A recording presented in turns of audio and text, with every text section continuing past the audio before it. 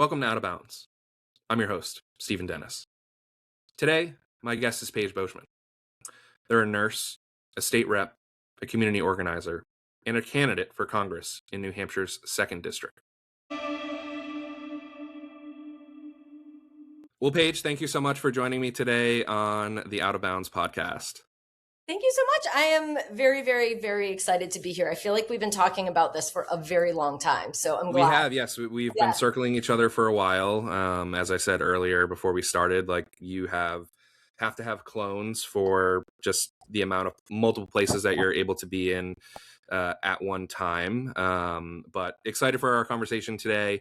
As I had shared and as my audience is aware, Out of Bounds is a space that's dedicated to expanding and elevating the discourse in a field of shrinking acceptable discourse. And to help with that, we start each conversation with having our guests kick off an opinion, take, perspective, idea, question that they've been chewing on that might be perceived as polarizing, controversial, or in opposition to the spaces that you normally occupy. Yeah. I think it's important for folks to hear things that they might necessarily disagree with and be able to chew on it, sit with it, and kind of digest it without kind of getting their backs up and, the mob coming out. So the floor is yours, Paige. What is your Out of Bounds take for today? I was just thinking about this morning, not in this context, and I had all these other ideas, and this literally just hit me this morning. I mean, okay. this second that you asked me. Okay, so this is a hot take.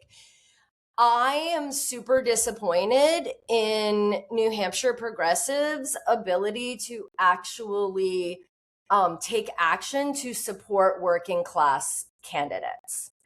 I feel like I am a person who is like the textbook 2% of Americans are working people. I'm a nurse. Mm-hmm. That's a blue collar service job. Mm-hmm. And I've been so there's like two places here. There's also the establishment Dems. Now with the establishment Dems, what I've been finding and what I'm really finding everywhere is that people say they want representation, but then when it comes down to an actual working person, and this is in CD1 as well, I keep hearing about how much money they can raise. And when I have said recently, hey, why are we still looking at Pritzker? He's a millionaire white man. And I was attacked by other white men who said, okay, that's, what people say to me is it's not their fault they're millionaires. It's not their fault they're millionaires, right? Yeah. And I have to say no, but to me, that is like saying that's affirmative action. That is like saying a woman says, well, I want to have this position and I should be able to. And then the man says, well, it's not my fault I'm a man. No, you guys shouldn't get any kind of affirmative action. It's not my fault I'm white. It's not my fault I'm a man. So why do people villainize me when I say I want representation from somebody who is not rich? Right? Only 2% of Congress are working people.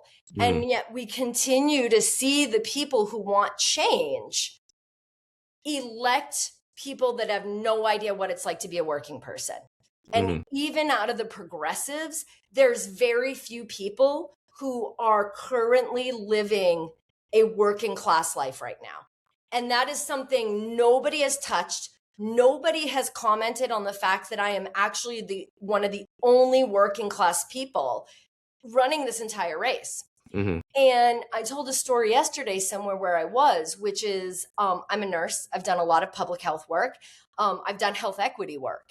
And the number one thing that you learn in those spaces, and this is kind of, this is the process, is that you do not try to solve a problem unless you have the community you are solving the problem for at the table. Because what you will find is people outside of that group very often have not even identified the correct problem. And they certainly don't know how to solve it. And so that's what we talk about when we talk about representation of gender, of ethnicity or race, of other identities. And yet when it comes to supporting and advocating and showing in our actions that we actually think that low-income people deserve to be represented, we have very much failed. Yeah, I think what's so funny is that again, I was listening back to your podcast interview with Carter from Locally Sourced, our friend from 8 months ago, and I had honestly I had bookmarked because you had brought up a very similar point in that interview, and I had bookmarked it because you know you had said and let me see, I took a note of it here, that working class, when it comes to elected office, working class is one of the last marginalized groups that fails to get the same amount of advocacy or push in support of, even in spaces, even in progressive spaces. It's rare / non-existent that a working class candidate for office comes with a war chest, comes with a huge Rolodex of donors, and it is almost an oxymoron or a major contradiction that would ever be the case. These are folks like yourself who have put in the work in the workplace. They've organized their workplace. They're community organizers, or they've decided to, in New Hampshire's case, basically volunteer their time and run for state, local office. Yeah. And I found that interesting because I think that there are people in progressive spaces that would consider that to be, that take dismissive or insensitive. There was a and I'm not saying that I am in agreement with it, but I think that there's a candidate who's running for governor in Wisconsin who said who equated the use of the term establishment to a slur, and said that people throwing that word around willy-nilly is just a way to demean and depose someone very, very kind of haphazardly. And I even saw a video just this maybe a half hour ago of Simone Sanders, who works on MSNBC and has a decorated career in liberal politics, and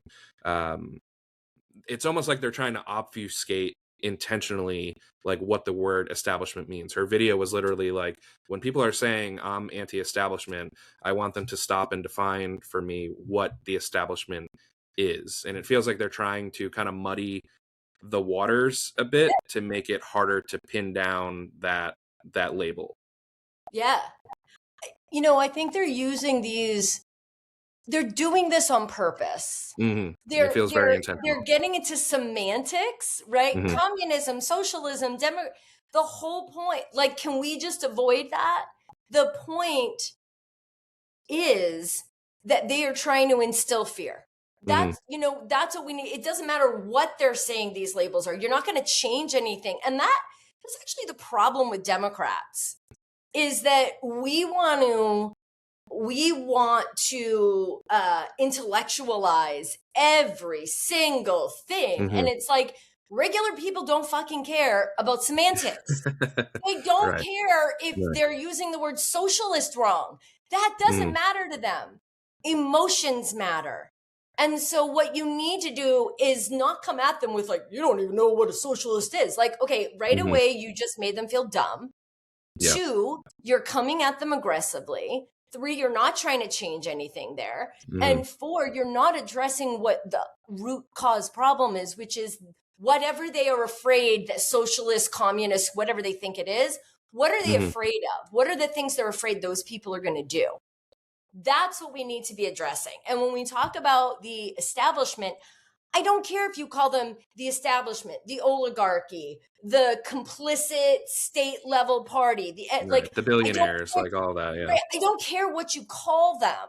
The point is that there is an elite class and there is a middle class, not the American middle class, but there is a middle layer of politics, right? That are the people who are complicit. It's almost like your middle managers of this whole kind of That's right. system. And they're throwing us under the bus so that they can have more proximity to the billionaires. Mm-hmm. To me, that's the establishment. Those are the Clintons, the Bidens, the Schumer, Pelosi, the Shaheens, yeah. The Goodlanders, the Pappases. Mm-hmm. They are the enablers that do not care that we suffer so that they can have more power and wealth. Brilliantly put. And there was one other comment. Like the amount of oxygen wasted debating, as you said, having these academic, lounge debates, when again, people are sitting down, they flip on the news at dinner time and they see these debates happening as they're struggling to pay rent, as they're struggling to put gas in their tank.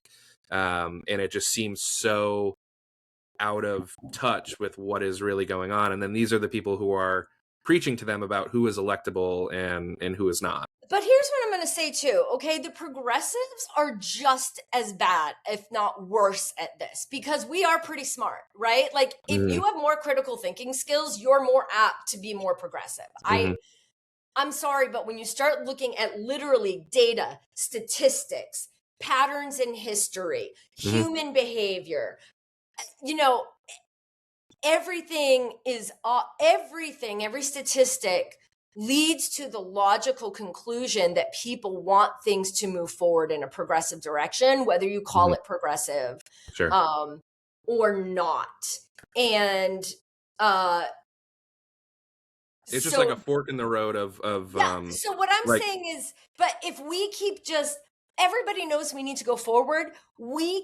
I see this, okay? And I see this on NH Talk, and I see this in places where we've got people spending so much time intellectualizing Marxism and theories and this and that. And you know what? I'm seeing other people out there creating mutual aid and bringing people in and educating people and volunteering and doing food banks. And I want to see less talk and more action from everybody. I know that you've been about that action. So tell my listeners, give your top level pitch about your campaign, why you're running. And, we talk a lot about putting policy first here. And so I know you have a robust policy platform, kind of your key foundational pillars that have built all of that. Yeah, thank you so much. So, hi, everybody. I'm Paige Beauchemin. I am a mom of 3 school-age kids. They are 13, 11, and 7. I have been a registered nurse since 2010. I am a women's maternal child health nurse with specialties in mental health and health equity. And I've been a New Hampshire state rep for the last 3 years, representing Nashua's Ward 4, which is the Tree Streets. It is the lowest income and highest Spanish-speaking ward in the city. So I am running for U.S. Congress. So that means I would like to represent New Hampshire in D.C.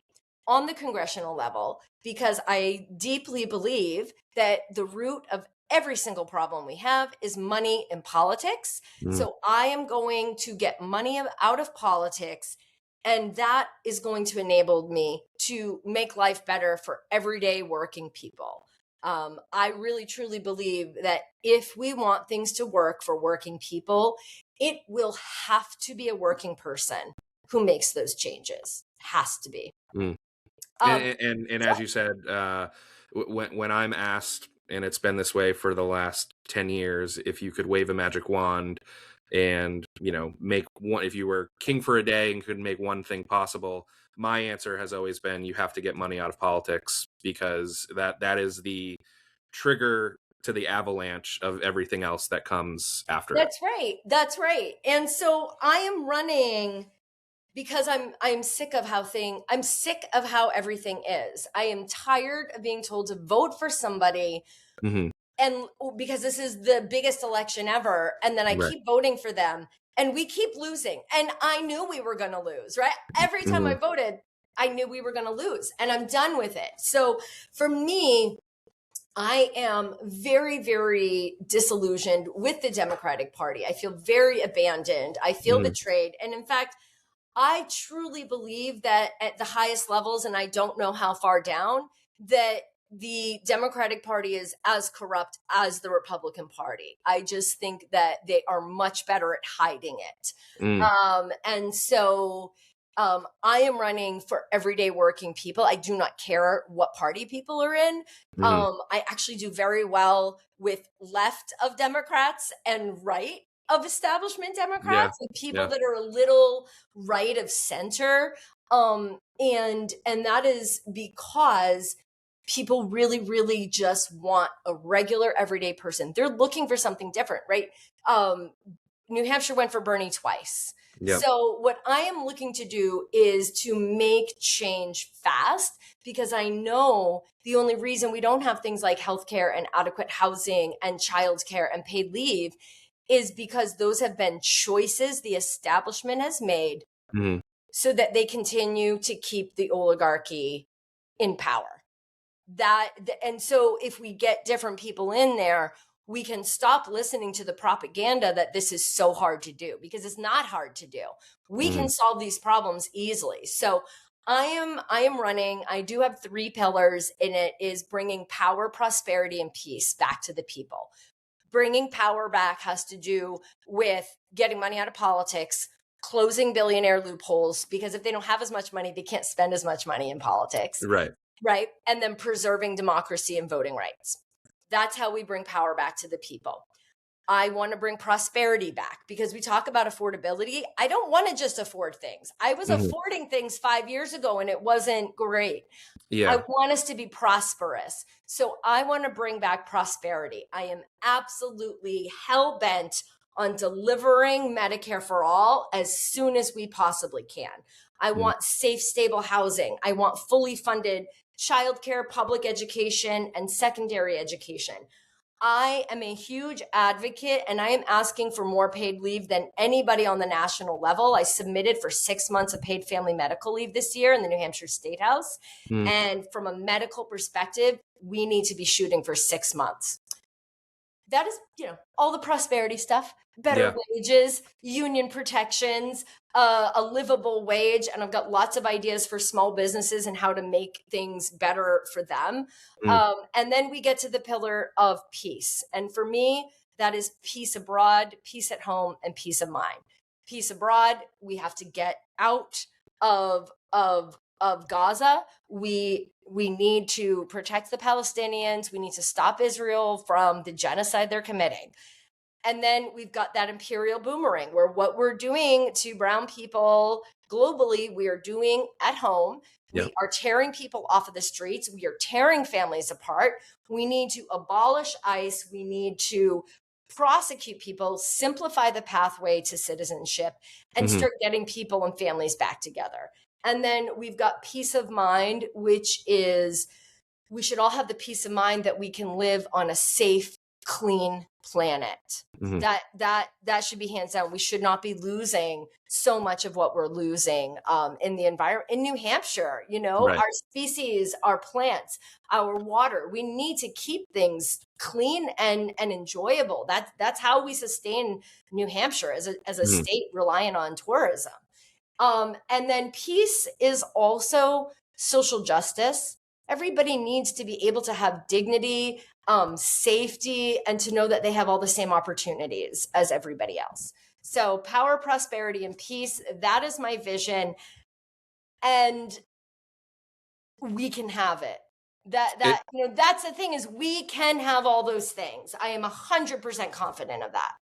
it's refreshing to hear you speak with such clarity, such moral and political courage. I think it speaks to the lack of it in what we see in our current politics today, and we'll talk about your opponent in a little bit. um One of the pieces, you spoke about your history as a nurse and in the Mhm. healthcare space, and how Medicare for All is such a tenet of yours, Mhm. and Yeah. such a key pillar. And I do think Medicare for All and one's commitment to it has become a litmus test of sorts. Yes. And back in 2020, when you had the presidential primary debates, do you support Medicare for all, and people are raising their hand and putting it down and kind of like half measure because they know it's what's popular, but they don't want to upset their big pharma donors. I'm curious, as someone who works in these healthcare spaces, Mm-hmm. we talk a lot when it comes to Medicare for all about the benefits that it would provide. Not only, I know there was a study that just came out that it would save thousands of lives and 114,000 lives yeah, and over $1 trillion a year.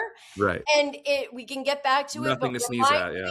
remind me to tell you how it also would significantly reduce property taxes for New Hampshire residents. No. Okay. But so we talk about those benefits, but something that I feel like that gets left out of that conversation is the impact it would have on folks like yourself who are working in the hospitals and doing that critical work. Again, we all remember during COVID, lining up and giving everybody, these applause lines on their way to their shifts in the morning, but not doing a ton to improve their quality of work, for these essential workers. When I talk to my friends who work in healthcare about Medicare for all, I tend to get a mixed reaction or look because, and again, you can tell me more than I can, but working in healthcare is brutal. And to at least what I have witnessed or what my friends have told me. And, there's almost a fear that if we were to change this system, could it get worse from the folks who are in the hospitals day to day? And so I'm curious from a worker's perspective, like how would that change your day to day in either a positive or negative, or would it just be kind of not too much of a difference? I would love to talk to these healthcare people who Sure. I really don't know how it could get much worse. Mm, Do you know, in terms of, we know that we spend the most on healthcare of any country. hmm We have the worst outcomes. Preventative healthcare is an absolute joke mm. in this country. Right, Mental right. health, It's sick care. It's mental not. It's not right? actual Mental healthcare. Yeah. health is a joke. hmm We don't have dental, vision, Right. Hearing. or we don't have dental or hearing. We can't afford our prescriptions. We have people, I've talked to so many. Okay, yeah. So no, what I have to say is that it I think it would significantly impact things in a positive way, because I could not see it getting much worse. Yeah. And And that's and to like when I have those conversations with the people, again, they're usually not people who are in the political weeds. They're just there to make an impact and do yeah, their work.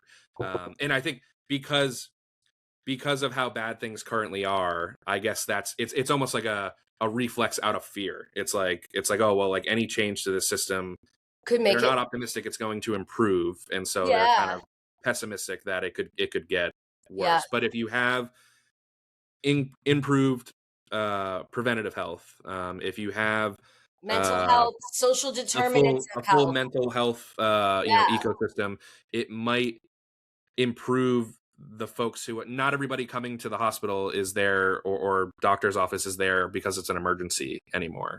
Well, it's so much bigger than this, Stephen. It's Mhm, even so much bigger, right? So we know that this is the thing.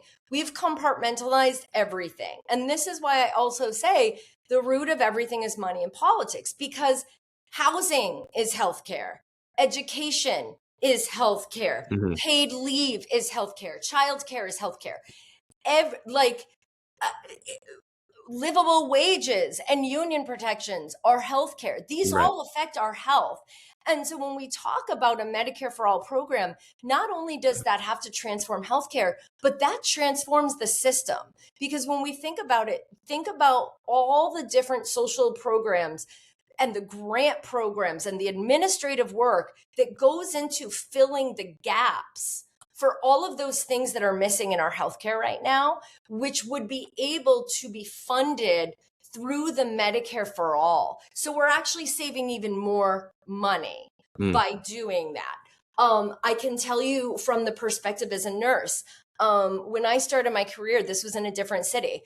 I worked overnight with babies who were just born withdrawing because their moms were used opiates, right? And sometimes it was the medication. There is no judgment here, but those babies might go through withdrawal. They cry more. They poop their diapers more. They shiver.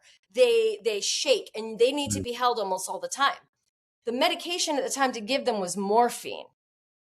I would sometimes have 5 to 6 babies overnight who I had to take their vital signs every 3 hours, change the diapers, hold them, and then give them morphine and make sure I wasn't making a mistake. Now, we started to have every now and then a nurse make a morphine mistake. That is because hospitals, there is not a national regulation on nurse staffing. There are guidelines, but you don't have to follow them. And so hospitals who are trying to maximize their income are going to not care about safe patient-nurse ratios.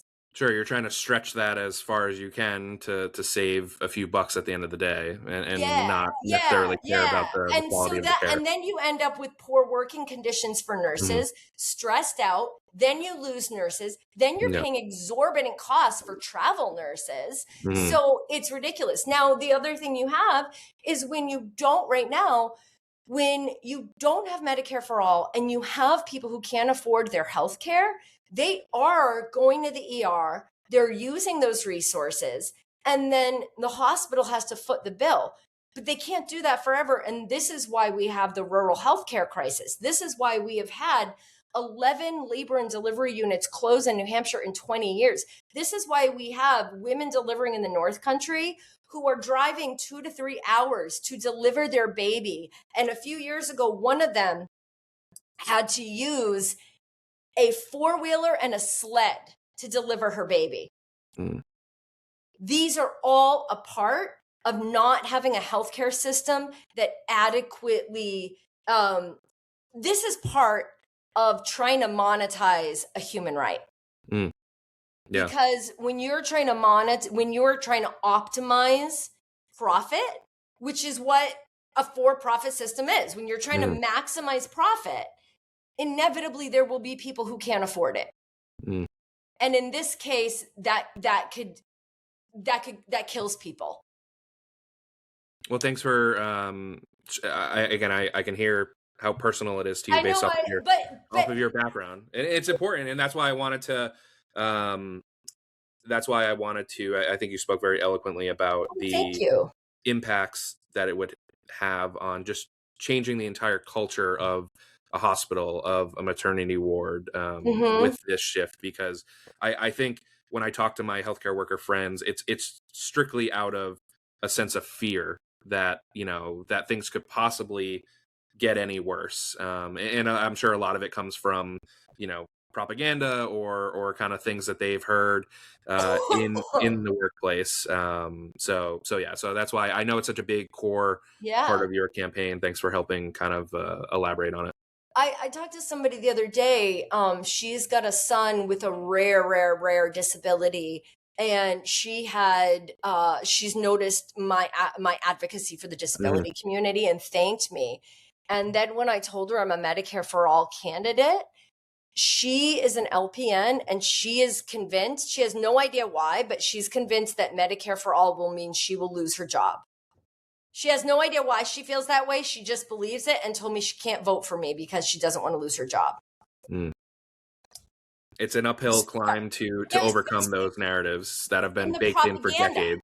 Yeah, the propaganda has been very effective. So I'll let you go on.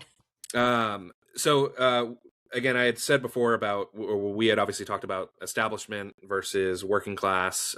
We had talked about, your one thing that I've always admired of you is just the conviction in which you're able to speak about these issues. It is Thanks. clearly not coming off as someone who's, consultant, driven, or poll tested, means tested. So it is very, um, you know clear eyed, which I can appreciate, and I think a lot of people in New Hampshire appreciate, because they can smell bullshit from a mile away. You are running against Maggie Goodlander. Yeah. She's a first term representative in Congress, um, who has been on the opposite side of a lot of issues that my community cares about, a lot of grassroots communities in New Hampshire care about. She first got onto the scene when she ran the last time. I remember kind of the headlines being that she was essentially posing as a renter to earn a bit more street cred, even though she owned a nice, house on the seacoast. And since then, she's voted for the Lake and Riley Act. She's voted to thank ICE. And this was as they were in the middle of like terrorizing Los Angeles. She's voted on in agreement with bills that conflate anti-Zionism with anti-Semitism, which we all know is in an attempt to silence and suppress critics of Israel. And recently she signed on to a pledge to defend capitalism against and advocate for moderate approaches in the face of this successful progressive and DSA movement that we've seen emerging across the country. I know something that we've talked about in this conversation, and I know that you have, is again that uniparty, almost like where the Democrats and the Republicans overlap in that Venn diagram. And this, Maggie Goodlander seems to be an example of that in real time. Yeah. Oh, absolutely. So what do you think?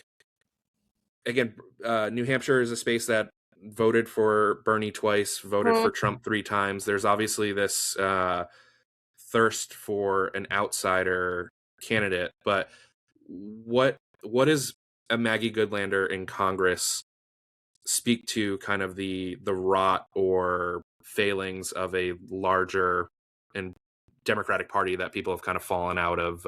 You mentioned before, disillusioned. I mean, it's really hard for me because I genuinely I'm a very spiritual person, and I hate toxic positivity, and I'll give it to you straight. I don't like to wallow in just speaking negatively about people. It doesn't make me feel good inside. I am legitimately and pragmatically so concerned about Maggie Goodlander. And it's hard for me to talk about it because it feels too negative even for me. But this is just talking about facts, right? She hadn't been in New Hampshire since 2008. I had been here not working for 2 years, sacrificing so that I could be a state rep. She didn't know what was going on here. She moved here. She didn't live in the district. She lied about, she deceived people about saying she's a rent. Does she rent? Yes. Is she technically a renter? Yes. Does she know that implies that she's a working person when she's not? Absolutely, she does. Everything that she says is a twist of the truth. And I was actually at her very first house party because my neighbor had it, and my neighbor saw me the day before and was like, "Oh my God, this amazing woman is coming from DC to run for the position." And immediately I was like, what the hell are you talking about? Why is she, what? Yeah. And, the reality. And so I do want to say, I went and I met with her for 2 hours. I had a conversation with her, and I left trusting her much less than when I walked in. And so I really, really helped call in. I talked with him a lot from the legislative perspective.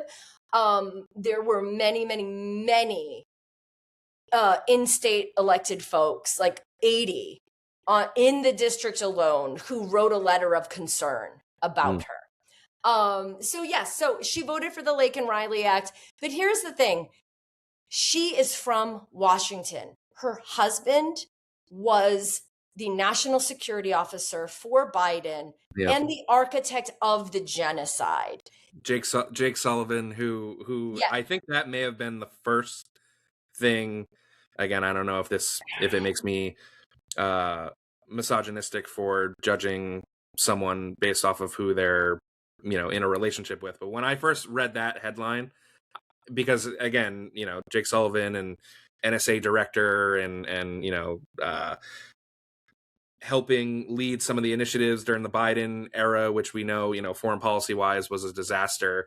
It was really, I'm like, okay, this is kind of the company that we keep, which again, I think is says a lot. Listen, I said that once because somebody said to me, you've got to get out there that Jake Sullivan is her husband. So the first time I said it was in a college setting. And the first thing was a young feminist who was like, that's misogynistic. Sorry. But here's the thing. Are we holding Stephanie Shaheen to some kind of extra judgment because she is Jane Shaheen's daughter?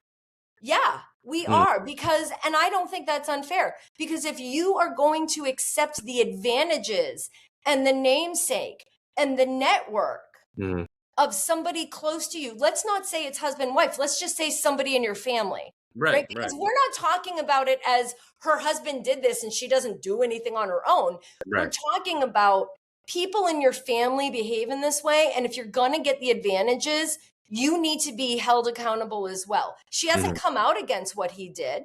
She doesn't have a different stance.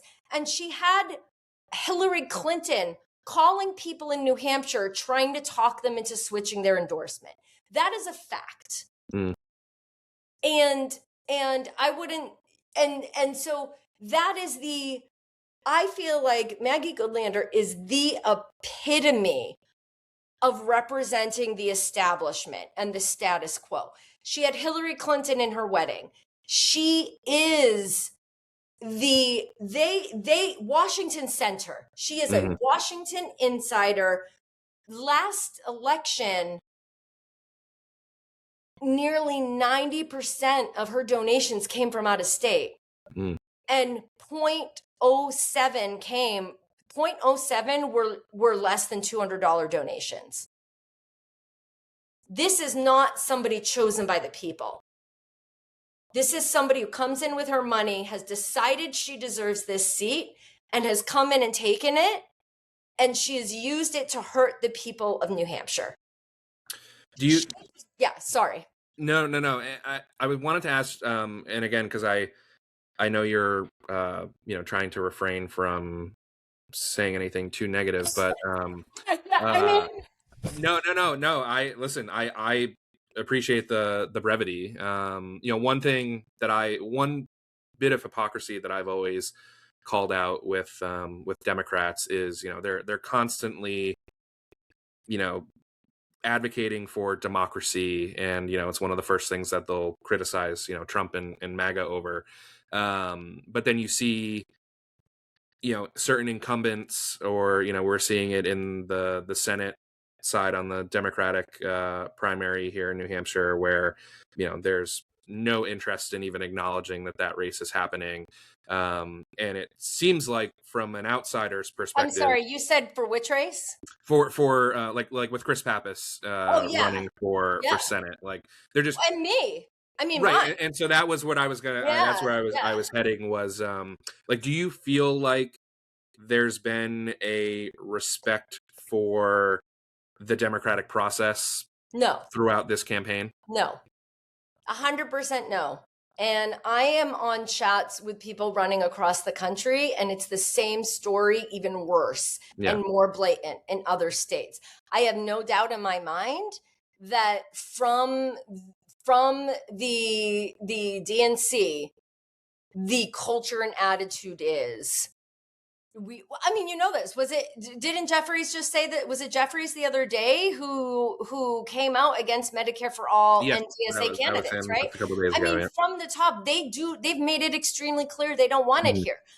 the excuse I get is, well, it's a primary, we have to be neutral. But can we be honest here? We know that Pappas and Goodlander have a platform because of their current position. So to be neutral is to be unbalanced. But on top of that, the Democratic Party, until yesterday that I saw, has not.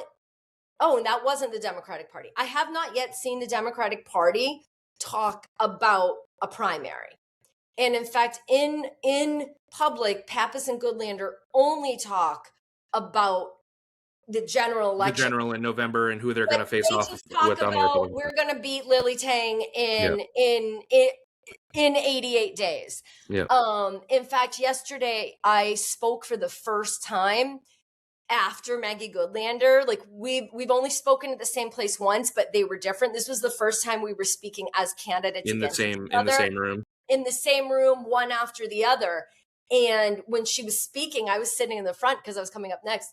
And she was like, in 88 days of the election. And I went, and she looked at me flustered and was like, the general election. And I was like, it's just so disrespectful to not only yourself, who's put in all this time and energy to the voters. Again, like you can't talk about Trump, and Republicans doing what they're doing to supersede, a free democratic election, and then do what you're doing to completely evade primaries, which is really where voters have their say on what direction do we want this party to go.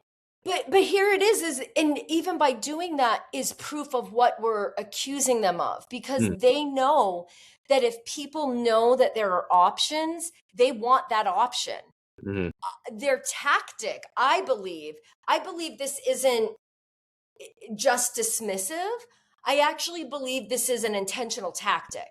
And the tactic is, the less you talk about these people, the better we'll do. And that is why Pappas and Goodlander do not do town halls. When we go to events, I'm there at the very beginning to talk to people beforehand. I speak, I stay later, I help clean up, I talk to more people. Pappas and Goodlander, they've got their staff, they come in for their speech and they leave. Because they don't want to be confronted with questions, because they know that if they talk to people, they're going to lose support. Right. Any oxygen you give a smoldering fire will cause it to, spark up to a greater degree. It almost seems like their tactic, to use a metaphor, is to suck out all the oxygen in the room and allow there to be absolutely no, spark at all. And again, I think it's important that, again, I might sound like a broken record, but we can't just call out, and this is for, my friends who are involved in local Democratic politics, like, you can't just call out the other side for doing that. You also have to call out your side for doing it as well. It's how you gain credibility. It's how you look like you have some shred of integrity. And it's gonna be harder for a working class voter who doesn't pay attention to politics that much, because they're just worried about putting food on the table and making rent at the end of the day, to not feel like your party is full of bullshit. And this is one of the other things that's really worrisome, is that we know the Democratic Party is not polling above 25-30% in the last year. They're polling that poorly. And we know it's because working class people feel abandoned. And this would be an opportunity to build trust and say, look, we do listen to the people. We do want to support these people. It's an opportunity. Not only are they squandering the opportunity, they're actively working against it. They are literally shooting themselves in the foot. And they refuse to, they are so out of touch, Stephen. I cannot, every time I am around and in that environment, I am still just blown away by how out of touch they are. It's unbelievable. Unbelievable. Well, it comes through to people who are not in those rooms, which I think is something that, they uh, try and ignore. And then when a general does come around, they're wondering why, Democratic voters aren't very enthused, or aren't, sprinting to go knock doors for them or commit to voting for them. Well, here's the thing though. They say that that they don't know, right? But what they actually do is I hear a lot more complaining and villainizing and accusations of being lazy, which is just again another way that they don't understand we're busy. They don't ever have childcare. They don't ever have food. They don't do it at the times where working families can go. Mm-hmm. And yet they are constantly saying, well, the young people don't care and the other people don't care. And it's like, no, I'm literally at every event telling you what people care about. Yeah. You don't want to believe what they care about. And so you don't listen to them. And that's why they come out. I mean, the logic is so odd because they'll say, well, how are you going to win? And I'm going to say, well, I am going to bring, young people and working people and independents want what I want to bring people. And then people laugh at me. I mean, outright laugh and say, well, yeah, but they're not the ones that come out. And I say, you just proved your point. They Right. don't come out because you're not giving them what they like. How is that? Why is I feel like I'm in crazy town? Like, is that a concept that's so hard to understand? Mm-hmm. I mean, I'm asking you, like, is it that hard of a concept? No, I think it just speaks to what you said before about being out of touch, and the fact that you said before that there are some you do well with the progressive left of the center Democrat, but you also do well with the disillusioned MAGA or right of center Republican, because there has been a lot of overlap on issues like the crackdown on ICE and or crackdown on immigration, AI data centers. We're Gaza, seeing it now with flock cameras, Gaza, sending money overseas, healthcare. Right, and those are things that those are things that folks like Chris Pappas and Maggie Goodlander wouldn't even be in touch with to begin with, like, because they're just not hearing these sentiments from people on the ground, because the places that they do go in public are very comfortable, safe, protected. They're going to be around people who already agree with them, and they're not often challenged on that.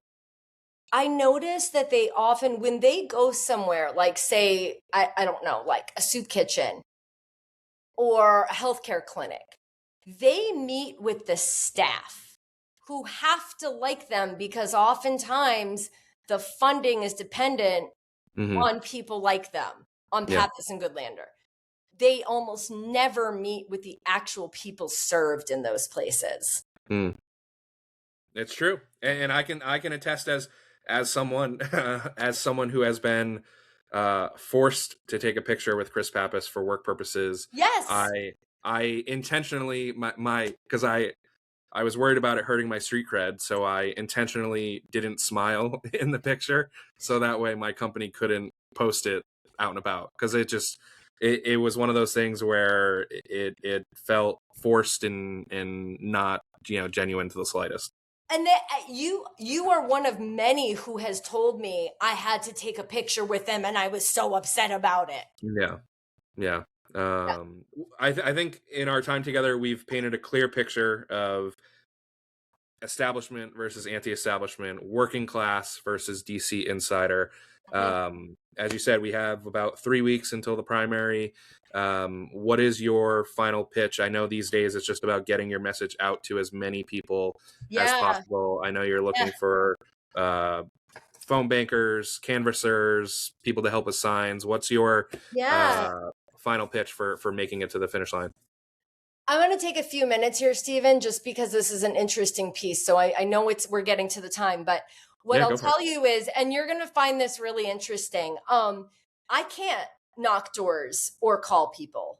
And the reason is that the list to do that, the NHDP would charge me $35,000 for it. They would charge Krishma $70,000. Now, I want you to take a guess at how much other states charge their candidates. Ooh, maybe a few hundred. You're right, 100 to 1,000. If you look Okay. across the states, there's almost nobody that's above 1,000.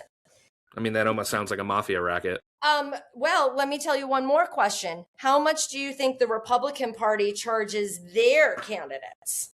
$100 maybe, if that. Nothing. Yeah. It is the NHDP. And somehow Democrats are all out of money, right? That somehow the No, Democratic Party is all out of money. in many other states, the NHDP or their Democratic Party. Yeah. So the state parties get money from the DNC to support their state efforts. And a lot of other states will give it to the candidates. In New Hampshire, we have continued to support these cash cows. And that's why they charge it, because they know they can. And that's why they want these candidates and not people like me and Karishma. And so not only are they making the money, but they have instituted an institutional barrier to access, for working people to access higher office. It is I mean, I feel like people need to be doing stories on this, because this is corruption. It's hard to argue that it's, again, if it walks like a duck and sounds like a duck, it's hard to argue that that's not something that's being done intentionally. Well, so here's what we need. We had to get really creative. I am very tech forward and innovation forward anyway, having worked in several tech startups in my life. And I was a co-founder of a startup, but that's another story. But anyway. So many past lives. So we're doing something called business canvassing. So we go to local stores, mom and pop shops, your local bookstore, coffee shop, all of that, bars, strip clubs, laundromats, and we go with the lit and we talk to everyday people, because that's a really good way to actually meet the community. And if it's your person, we don't hire people from out of state. This is your community going to your neighbors. Community, right? Yep. So that's a piece of what we're doing that's called relational organizing. With the relational organizing, no interaction is a cold, unconnected connection. So even if it's somebody at a farmer's market in your community, somebody in a Facebook group that you have like an affinity group with. Yeah. So what you do is we teach you a way to really concentrate, make your list of people. Instead of spending 2 hours calling random people who aren't going to answer, why not call 10 people who will answer because they know and trust you? And the outcome, they've been doing this since 2011, and all the research shows that it is 5 to 8 times more impactful than any phone banking or door knocking. And so my team is doing that. We're trying to move forward and really infuse different types of ways of doing this. So what people can do is they can go online. They can sign up to do business canvassing. They can sign up to help with some of the stuff. We still have like internal team stuff we need help with. They can deliver signs. They can pick up signs from me. Our Adopt a Sign program, if you see a place that on the road and you're pissed about Maggie having her mama sign with her little baby signs, have you seen it yet? I have. Right. Yeah. Yeah. Then cast a large shadow. Yeah. So you can adopt a sign with us. You donate $20. Tell us where you want us to put the sign. And when we go there, we pick up trash in the area to make things better and also to help us take out the trash. Love that. Yeah. Donations are very, very, very, very needed. Even $5 to $10 on a monthly basis. It literally makes all the difference in the world. I don't have a campaign manager. I'm basically campaign manager and candidate, which makes it really hard to spend time. I don't call donors. I don't have time. So and to give my listeners and viewers insight into how effective and efficient Paige Beauchemin is, not to out you, but she has been folding campaign lit and Zines during our entire conversation, and she's still been able to bring the heat, which I love.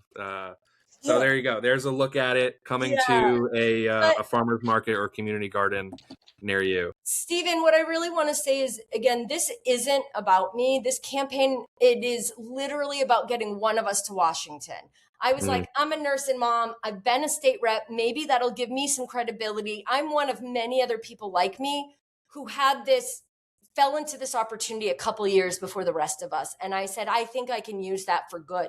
But this is about the many versus the money.